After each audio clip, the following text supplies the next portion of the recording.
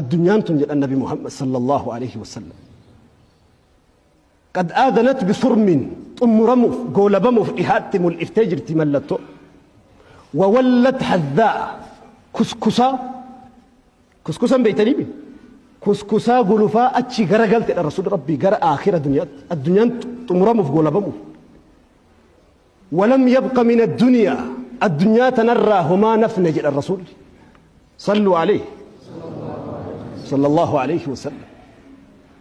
hanga namni bishaan yookiin dhugaatii tokko dhugee weelkaa keessatti yeroo dhugee fixatee keessatti jala isaatti hafutti battala isaa dhugaatiin xiqqoon sun haftu umrii addunyaarraa homa akkas hafesantu jira rasuul rabbi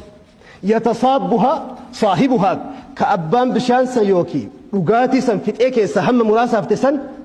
taafte illee liqimsu rasuul rabbi alayhi salaatu wassalaam mata dureen sagantaa keenyaa kaarraa